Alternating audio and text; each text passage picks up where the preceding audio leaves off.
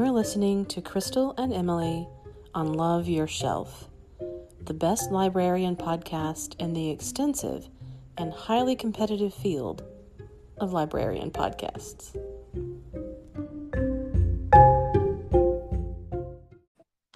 Oh, hello. Hello there. I've got a friend sitting next to me today. Oh. Bonjour. Oh! Today we have with us Jeffrey J. Murray of the Nacogdoches Public Library, but also of many other entities. Everything. Mm-hmm. Yes. A lot of things. All the things. I think that sums it up. Yeah. For the most part.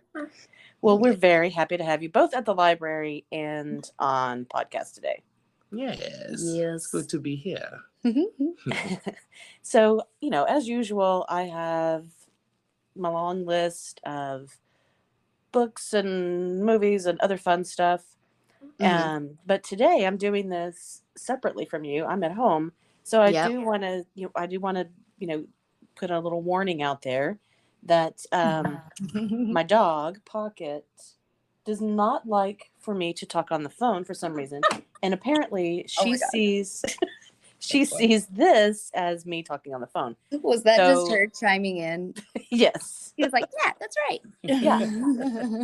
So hopefully she'll keep it to that level of volume, but there is no telling. So. Oh, but it is entertaining, I will say, when she does decide to make a vocal appearance, if that's even a thing.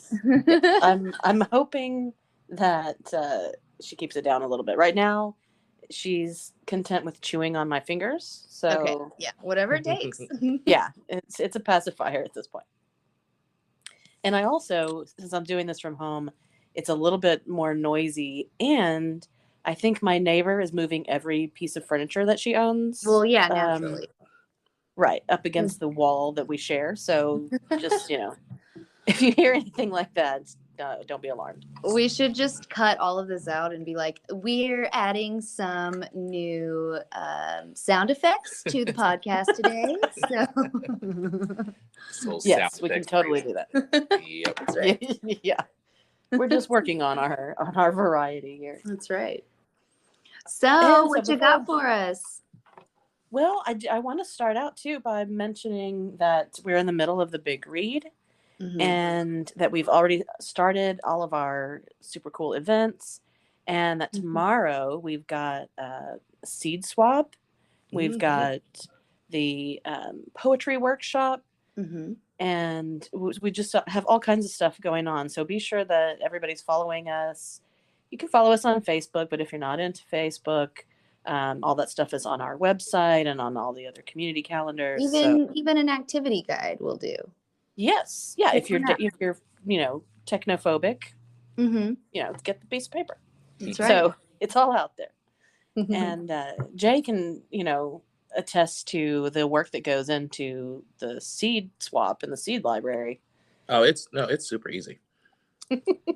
No, it's challenging. Just, trying to get all of the, get everything together and make sure that we have like a huge variety of seeds for people to kind of choose from. But also fall is very important. Like fall is a great time to plant things from a commercial I heard today.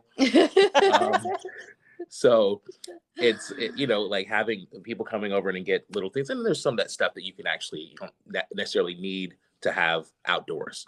Right. Which is really cool. Yes. And it's just so many things. I think I might go and buy some seeds and do some swapping myself. Oh, hey, yeah. The library will do that to you because we're always doing a bunch of different things, and so we uncover our own new hobbies all the time. That's right. We're just that committed. Oh yeah. Yeah, just get used to it. So I want to start off with. Of course, this is Love Your Shelf, so we always start with And I'm going to start with a little author spotlight for two different authors whose entire oeuvre I love, well, I got to throw out some French terms every once in a while. Always. And the first is Siri Hustvedt. I've talked about her before. Mm-hmm. And she writes very widely. She writes fiction, but she also writes nonfiction, like art criticism and cultural criticism. But her first few novels are what really caught my attention, what really inspired me to follow her. And the first one that I read was called The Enchantment of Lily Dahl, Mm-hmm. and Dahl doll. But there is a confusion of that kind of, as the name doll with the being of a DOLL doll. Yes. Okay, love it. And a lot of her books have a sort of a theme of voyeurism, maybe, but like this kind of being a part of a community, but there's mysterious things going on that you don't really understand, and I it's can kind relate. of yeah, exactly. We live that, Part of a community, don't understand a lot of what's going on, mysterious happenings. Yes. And then she's also written What I Loved and The Blazing World, both of which are about artists. They're both fiction, but they're about she writes descriptions of the art that the artists make in the books in such a beautiful way that it's like they're really living. Like you can really picture them. Yeah, that seems like it wouldn't be an easy feat. Like if you asked me to write a paragraph describing some art, you wouldn't feel like you're looking at the art. I'll tell you that right now. Yeah, it's got to be something that's dynamic and evocative, not just kind of describing like the colors or the patterns. It's in a frame. Right. She also happens to be the wife of Paul Auster, who's long been one of my favorite authors. Obviously, Pocket loves her. Pocket's a huge fan. Huge fan. And the other author almost could not be more different from her, but I love him just the same, or at least his early work, and that's Neil Stephenson. And he is one of the founders, essentially, of the cyberpunk genre. He and William Gibson are probably the best known for that genre. And so the first book that I read of his was a book called Snow Crash, and it came out like in the early 90s, so going all the way back to that point. And it's about a character named Hero Protagonist. And it takes place in the metaverse, so it's like this like hackers and computer viruses and all of this kind of stuff. And if you're into that kind of thing, and if you're into that kind of thing and you haven't read Neil Stephenson, where have you been? I don't know. Go read Neil Stephenson. Exactly. So those two, Siri Hustvedt, Neil Stephenson. See, she loves it, and I love it. She can't make up her mind. Right. Which one she loves more. Exactly. So then I think the rest of the books that I want to mention, I'm going to just talk about briefly, because they're all coming out maybe after the first of the year or even later. And so, yeah, I'm caught up in my galleys right now. So so you got to get us excited, but not like so excited we can't wait another day. Right. So excited we can wait a few months. Exactly. Temper your excitement. And the first one is by Victoria Schwab. And she has written several sci-fi fantasy novels under V.E. Schwab. But this one is called Gallant. And it very much reminds me of a couple of the books that I recently reviewed by Shannon McGuire, like Every Heart a Doorway. It's about a young woman who grows up in this school for girls, but there's this alternative universe that she uncovers, you know. I like that. Yeah. And there's been a lot, like the Peculiar Home, or the Home for Peculiar Children. It's kind of like its own genre at this point. Yeah, I like that. I like that genre. Yeah. And so I would recommend it. She's a great writer, and this is kind of a different theme than her previous books. Right. Another one that I'm super excited about is called The Woman in the Library, of course. We always have a library book, I think. By Crystal Hicks. Exactly.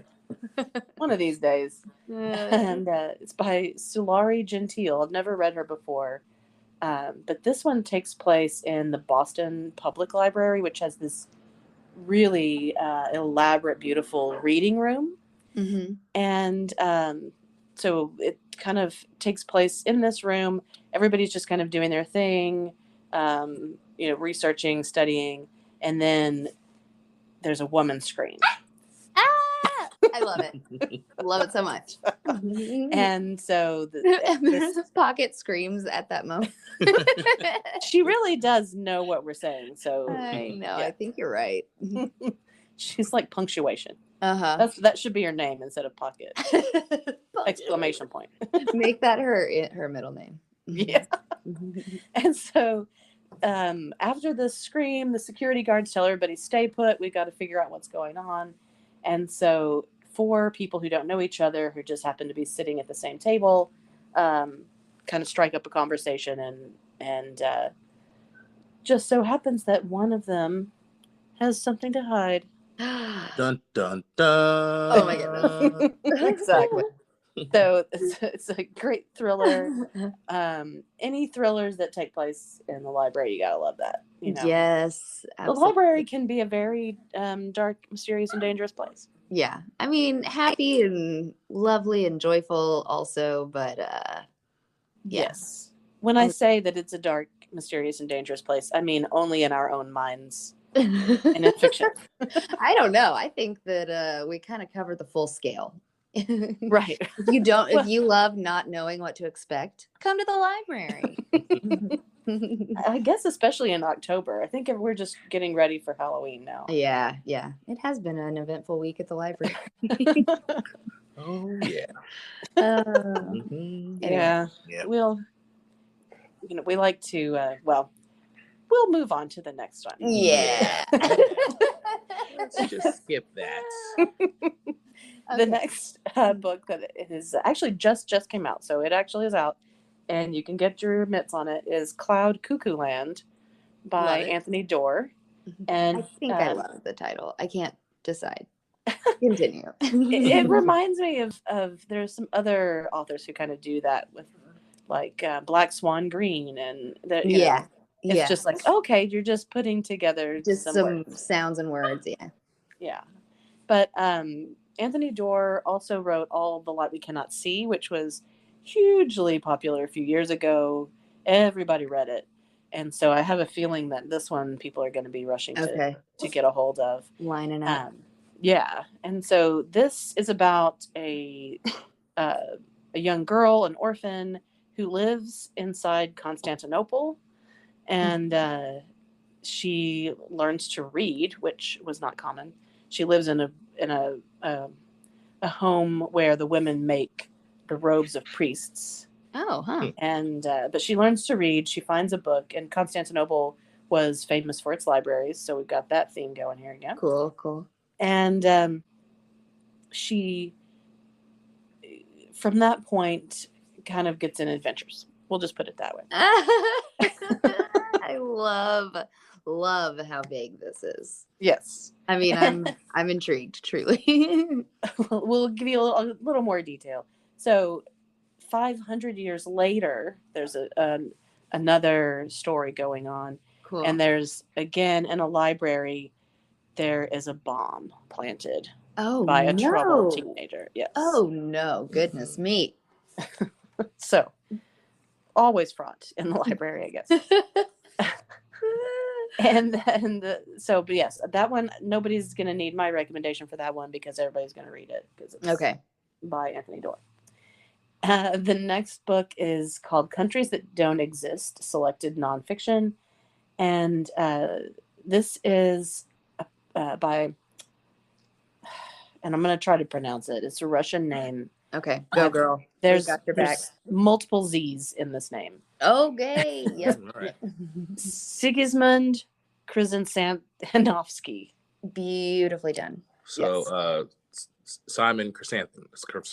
Yeah. Yes. Cool. Thank you. Yes. Sweet. I got close. Well, That was he good.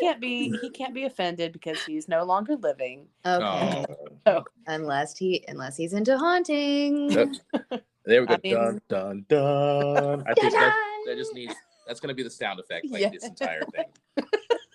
We're gonna need that every week. Just so Yeah. that You might have to join in from here on out. I'm with it. I'll bring my little sound little device. Oh my with gosh, little yes. sound effects. Oh, I'd love it. That'll be dope.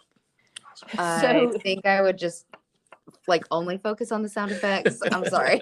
it just devolves into us sound effecting at each other. Yeah. Right. Yeah. Thanks for listening. That's it. It's all sound effects. Wah, wah. Yeah. Oh, man. Oh, so sorry. This Continue. poor guy, Siggy, we'll call him. Mhm. Siggy was not known as a writer during his lifetime, or almost unknown.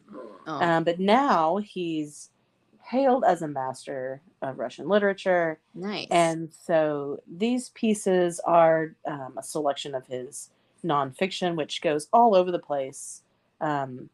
Some of it is more like almost fantasy bordering. Mm. There's also like this fresh look at what's going on in that part of the world in the 20s and 30s. And so there's, cultural commentary there too. And so it's very exciting Cool. that this is a collection that's coming out. Good for Siggy. Yeah.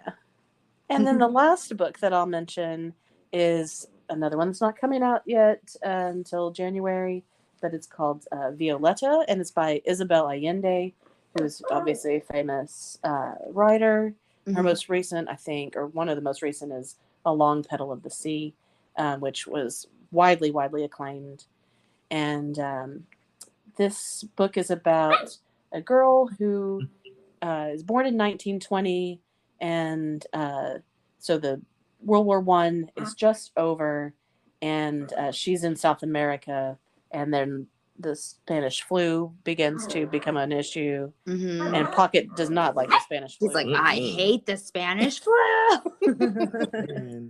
Don't we all? And so her father, the girl's father, kind of foresees that this is going to be a horrible crisis, Mhm. and they dodge the bullet of that, only to then come up against the Great Depression. And so yeah, so Allende is always she's a classic, so got to read those. And so everybody's excited, but this one's coming out in January. Cool. And then I'll talk about some books and TV shows. But first, I want to give a little recommendation for an app called Likewise. And I love Goodreads. I used it for years and years. But Likewise is something I just started using, and it asks you to rate books, TV, movies, podcasts, that kind of thing. Uh-huh. And then it gives you recommendations. Oh, cool.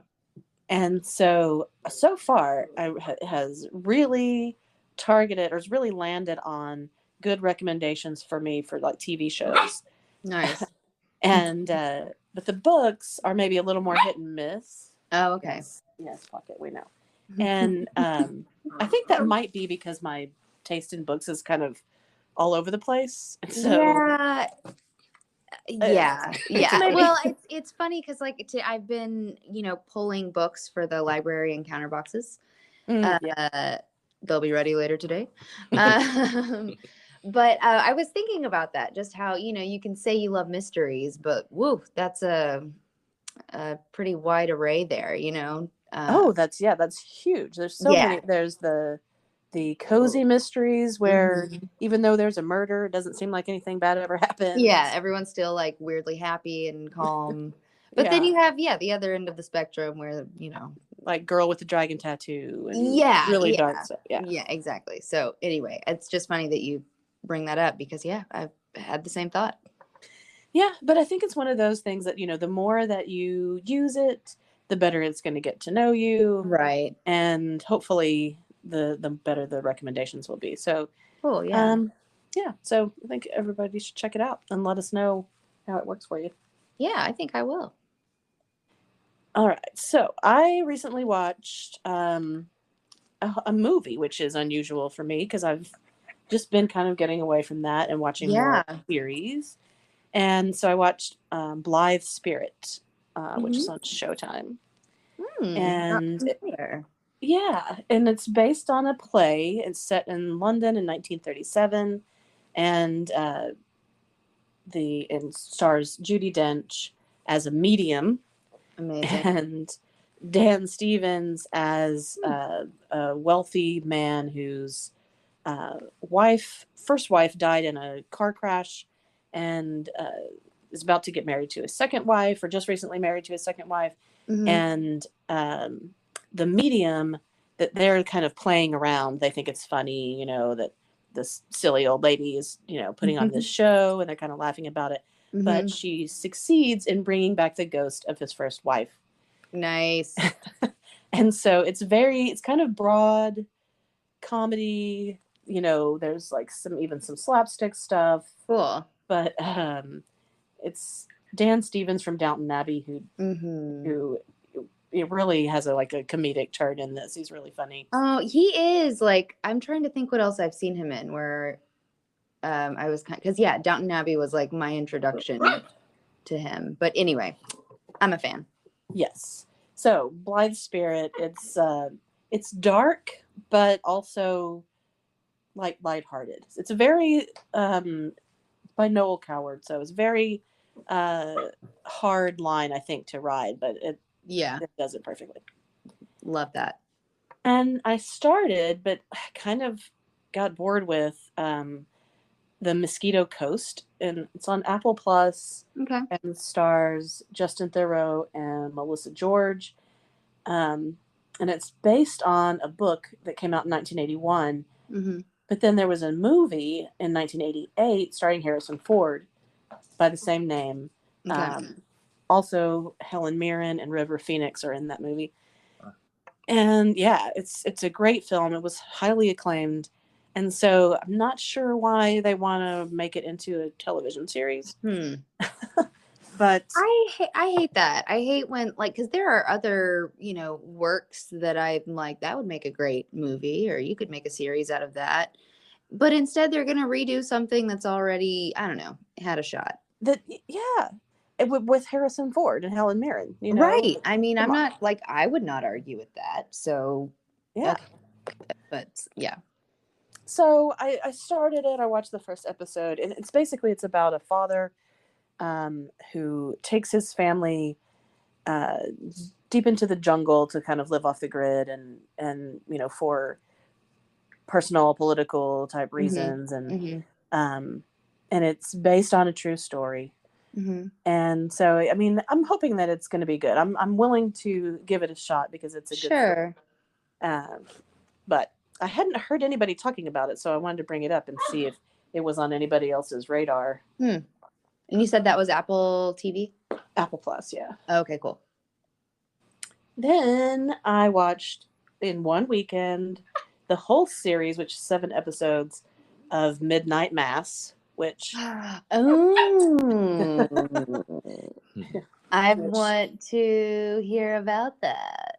Yes, I won't go into a whole lot. Have you watched any of it yet? No, I just watched the little clip that they show on Netflix, like when you are hovering over it. And it was a very unsettling little conversation. Like the scene was, do you know what scene I'm talking about, Crystal?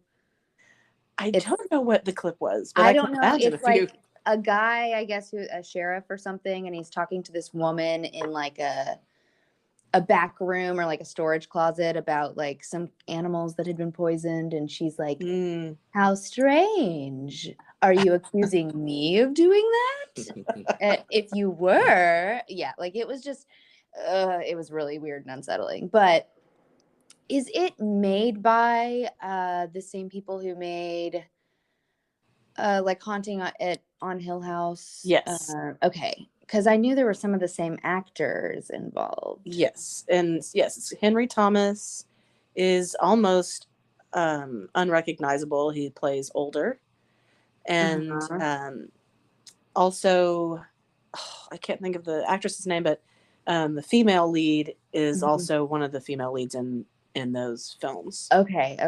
And it is the tone, the pacing, and kind of the feel of it is very, very similar to those movies, which I really enjoyed. I loved those films. This one is kind of centered around essentially a church. So it's heavy on religion.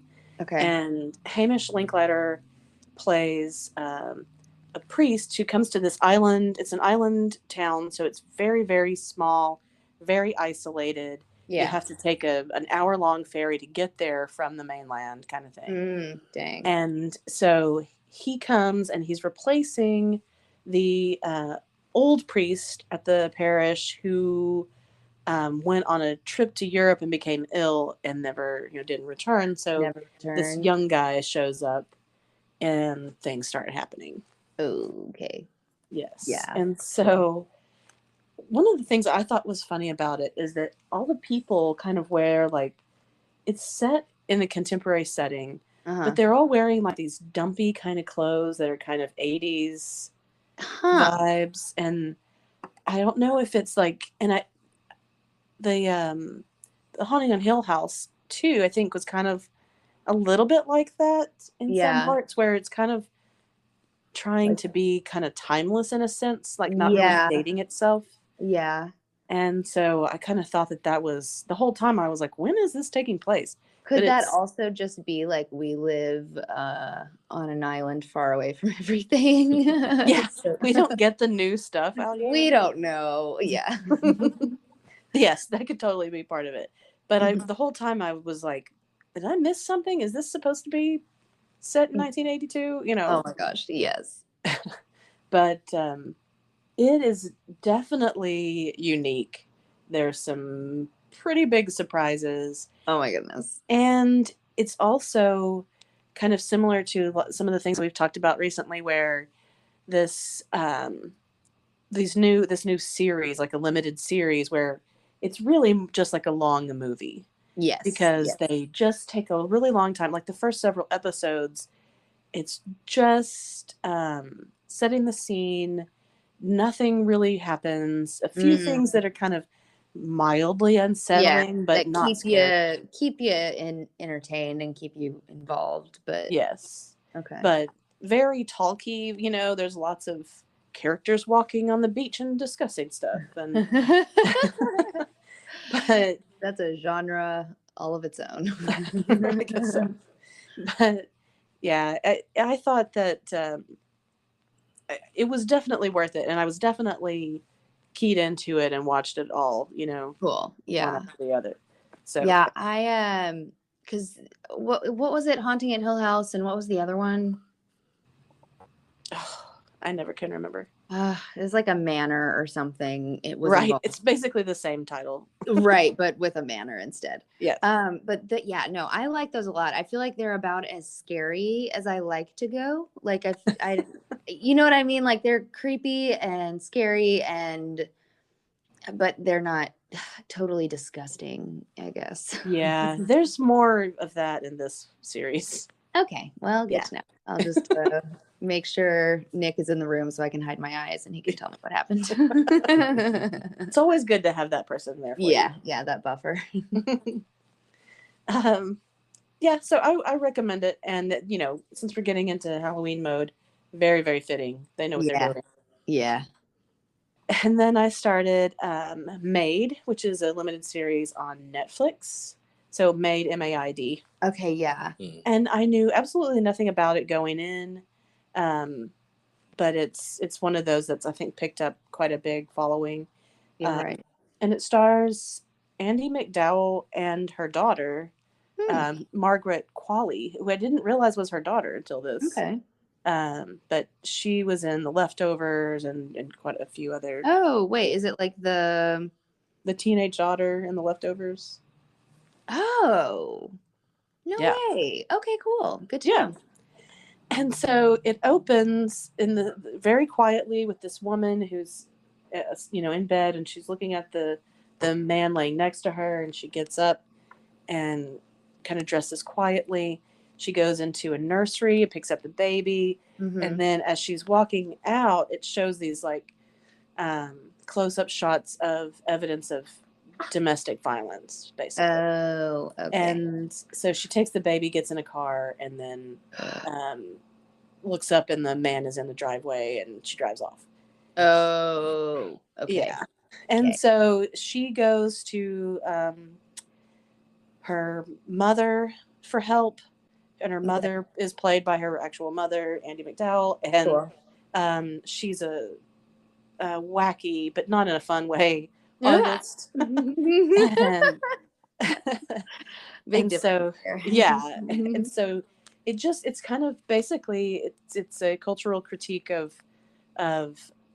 not just domestic violence survivors or people who are trying to become survivors, but just how our system is kind of against these people. Who she goes and she tries to get assistance, tries to get into a safe house, but she won't. She says that he hasn't been physically violent with her, so they can't do anything about that. Got it. And if they can't do anything about that, she can't have a place to stay unless she has a job, and then she can't have a job because she has a child, and it's just. I watched the first episode, but it was too harrowing for me to continue at this moment. I don't know if that's the kind of thing I need to be watching right now, so on the eve of your wedding. Thank you for telling me about it, though. Oh man, but I mean, honestly, I am glad that Andie MacDowell's still doing her thing. Oh yeah, and the acting is great. And the story, may be as well. But I just, in that moment, I was just a little, didn't want to watch that. Yeah, no, definitely fair enough. Be in a certain mood for it. Yeah. There's a lot of things like that are great stories, really well told, and I think also put a spotlight on things that we don't think about all the time, too. But sometimes you need a little lightness. Yeah, you got to take care of yourself too. Yeah. And so because of that, I went looking for something else and came across a series. It's actually 2 seasons in, and never heard of it. It's on Apple Plus. I'm new to the Apple Plus, I guess. So. I know. I gotta get with it, man. Yeah. But it's called Mythic Quest. And it stars Rob McElhenney, and it's one of the producers is Charlie Day, and that's the guys from It's Always Sunny. It's Always Sunny, yeah. Yes. And so so there's a little bit of that vibe, but it's not as outrageous as that. Yes. Well, I like that because I really like It's Always Sunny, but at times it is a little outrageous for me, so I'm listening. Yeah. Jay, have you watched either of those? Have you seen those? I have not. No, I'm still recovering from the last thing that I binged. You're gonna have to bust that out for us in a second. But yeah, I will. Well, and because I always felt like It's Always Sunny was, and I've maybe even said this before, was like my generation's Seinfeld in a way. Yeah. Like they're all terrible people in a way, and not in a way, they're terrible people. Yeah. Each in their own way, I'll say. Yes. Just sort of like wanting to kind of wanting the world to work according to them, which I mean, we're all sort of guilty of, but when Right. you're a kind of a terrible person, you want the world to be as terrible as you are.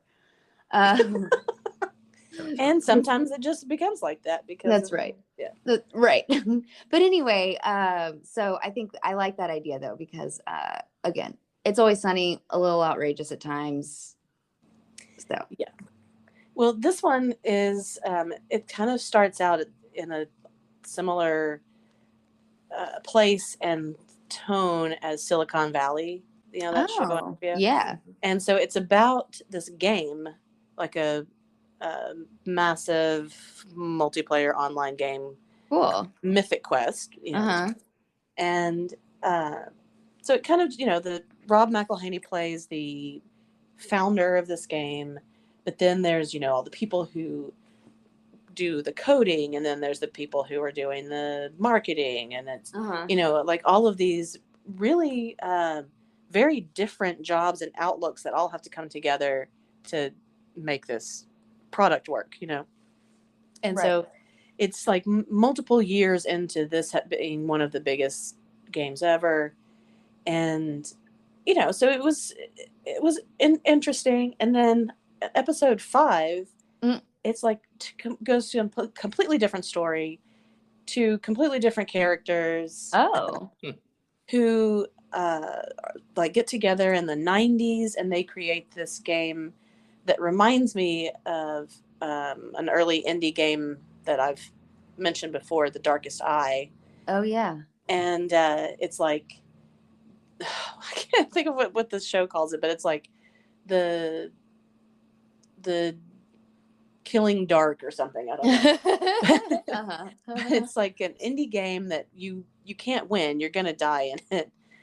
And it's like it's focused on storytelling and puzzles. But then as it gets popular, they try to, morph it into this first-person shooter, like running kind of thing. Right. And the creators of that don't want that, and it kind of follows how their ideas get polluted. And so does it like cut back to the original story?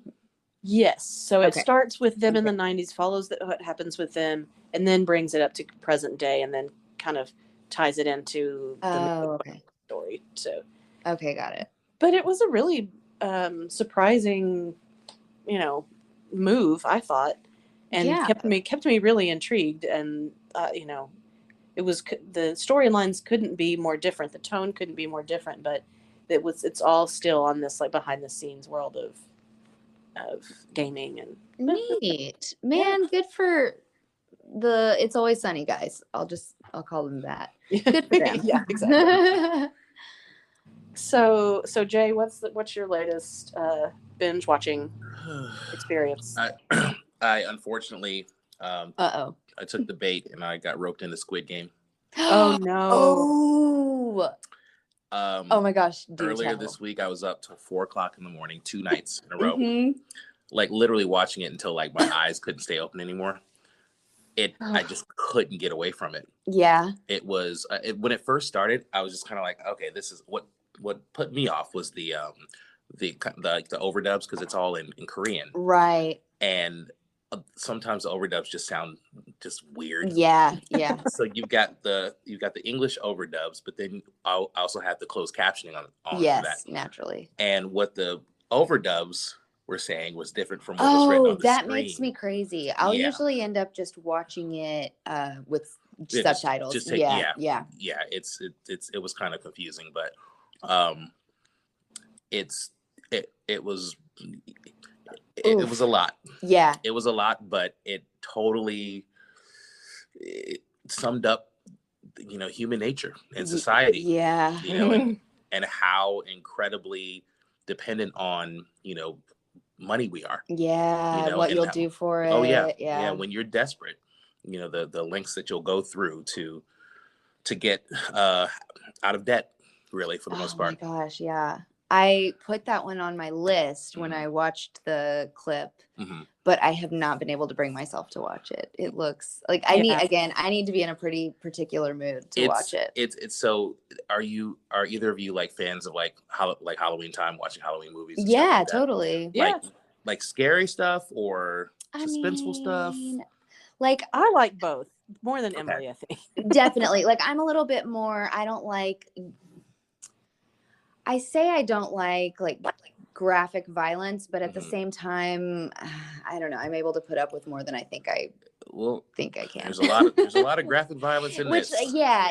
And I think it's kind of in that way where like if it's so much, you're sort of you kind of become immune to it. Yeah. Like I feel like I can weirdly handle stuff like that. But yeah, and I think the best thing that that my wife could have done was like check out within the first 20 minutes of us watching it. And then she was just like, I think she went to bed and she was like, hey, that's just going to be your show. I'm not interested. Right. I'm glad she did, because she would have, by the end of the episode, she would have been very upset. Yeah. Very upset because it's not her thing. She watches Disney Channel and Lifetime movies, stuff like that. So usually if it doesn't have a happy ending, she's upset for like a week. Right. It's like I'm intrigued, but I have not started it because all the reviews that I hear are like, oh wow, this is just beyond.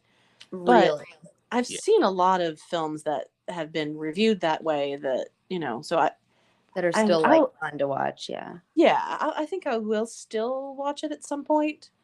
But I don't know. I've been traumatized by some Korean horror films. They're not playing around. They're not. No. Well, the most recent of those, I think, was Parasite. If y'all have seen that, I have not seen Parasite, but Nick, like every time we scroll past it on Hulu, he's like, "We should watch Parasite," because he watched it and really loved it, and for some reason, again, I know it's going to be intense. And so I'm like bracing myself for that. Yeah. But what I thought was so funny about Squid Games, like it's so bright and colorful and they have been playing these like children's games. It almost reminded me of like, I mean, I'm a 90s kid. Are you guys familiar at all with the game or with the game show from Nickelodeon, Figure It Out? Or like it reminded me of things like that, like game show, like Nickelodeon game shows, but like death. So if you better win. Or advance, or you get eliminated, like for real. That first. Ooh. Yeah. That's the whole premise. The clip that I saw was, again, it was the one that they show on Netflix. When you scroll over it, they're playing Red Light, Green Light. Oh, yeah, that's game number one. Yeah, that's what I thought. And people, oh my gosh. Oh my goodness, it literally, if you're gonna get to the end of the first episode, and you're literally going to like sit there for a second trying to process what you just witnessed. Yeah. Okay. Yeah, and then and that's gonna hook you. I'm telling you. It's gonna suck you in. It reminds me of the way that you're describing it. Reminds me of this indie film back in the 90s called Cube. And it's like this group of people wakes up and they're inside this like structure that's a series of interlocking cubes, and it's kind of the same thing. They don't know why they're there or if it's some kind of game or whatever, but they it's deadly. So interesting. Yeah. This is on its way to being the most watched Netflix series in history. What? Wow. Yeah. That's crazy. Yeah. That is crazy. And it just came out like less than 2 weeks ago. What? It's huge. I mean, I'm not saying I don't think it looks good and I'm intrigued and all of that, but wow, like of all time. It's just because of all the parallels between like what they're talking about and like what they're taking pretty much, it's a commentary on society. Yeah. You know what I mean? Like, and how we are and how greedy we are and just how we look down on people who have less, and then, we tend to idolize and put on a pedestal people who have more, and like, that's, they're doing it. It's but in a very dark way. Yeah. A very dark way. I know I'm going to end up watching it, but Yeah, I will too. I just can't decide if I should do it before or after I'm finished planning my wedding. Like, do I need to go there? Let it be a good distraction. That's what I was about to say. It could very potentially be a good distraction. So, yeah. If I do start it and I come to work real tired one day, y'all be sweet to me. I'll be like, I'll hand you a Red Bull. Be like, that's right. Squid Game, huh? I get it. That's right. Well, cool. I am so glad you brought that up, though. Yeah. Yeah. I've been real curious about it. Yeah, definitely. I mean, just make a little bit of time just to watch the first episode. Cool. And then decide from that point on if it's too much for you or if it's like, okay, I kind of want to see what the next game is. Yeah, no, because I mean, it also kind of gives me like Hunger Games feels. Yeah. Anyway. I mean, that's essentially only one person can win this game. Comes out alive. Yeah. And it's Yeah. Yeah. Sheesh. Yeah. Well, on that note, the last couple of things that I want to mention are podcasts. Okay, cool. And the first one is one that's new to me, although I've been a follower of the subreddit for a long time, and it's No Sleep. And you've told me about it, yeah. And so there's a podcast of it, No Sleep podcast, and it's scary stories basically, but it's been around for I think at least a decade, and many of the people who have submitted stories to the subreddit went on to publish them, and so yeah, and they are scary and they're unsettling, and but they're also all submitted, by the Redditors, so it's hit and miss too, Sure. Which then ties into my other recommendation, which is Radio Rental, which we've talked about a bunch of times. I was about to ask, are there more episodes out? Yes, there was one that dropped today. I'm so excited. So yeah, but they released a couple of them a week or two ago. I was not super excited by those. Oh man. But when I saw that there was another episode that just dropped today, I was like, okay, well, I know I'm going to spend my evening, or at least part of it. Yeah. Because there's been so many of them that are still just good stories to tell, Like you and I have talked about some of them multiple times, and each time we do, it's like we haven't talked about it before. It's a lot of fun. Yeah, and it's we've mentioned before, it's set up in this way where Rainn Wilson plays this video store character guy who is pretty silly. Yeah, it's pretty corny. But then these stories are told as if they're like calling into a radio show, and so there's this whole like apparatus, but really it's just people telling stories, and some of them they purport to be true. Some of them, you can kind of assume, well, I guess they all are supposed to have truth to them, but I need to know how much for some of these, because yeah, there are some really wild ones. So if you haven't listened to that, definitely do. But do know that for me, podcasts in particular, even more than like watching a movie or something, I think this is maybe odd. Maybe you'll have the same experience, but when I'm listening to something with my earpods, it's somehow more not just intimate, but it's like in your head a little bit. Yes. And I don't know, do you have that experience too? Yes. Okay, good. Yeah. Because go ahead. Sorry. No, go ahead. So I was earlier, Emily asked me if there was anything I was currently reading, and I was just like, girl, I don't read. But I actually do, kind of, because I was, what was it, last year when Mariah Carey's book came out, her memoir. Oh yeah. And so my best friend gifted it to me, an audiobook. And so I would sit out in the morning with my AirPods and drink my coffee and go through the day with my AirPods in and listen to Mariah Carey telling me about her life. And it literally sounded like I felt like I was on the phone with Mariah Carey. Yes. I just wasn't talking back. Right. Right. But yeah, it's a lot more intimate when you have those in. Yeah. I always like especially when I lived in New York, I had my earphones in everywhere I went. Mhm. And partly because I was actually listening to stuff, partly I didn't want people approaching me asking for, sometimes they did anyway, but Yeah.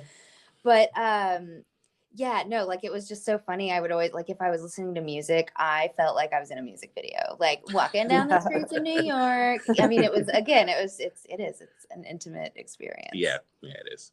So I think that definitely colored my experience of radio rentals, that I'm listening to it. Yeah. It's right in my ear. And then they'll say the creepiest thing. And it's just like, ooh. Yeah.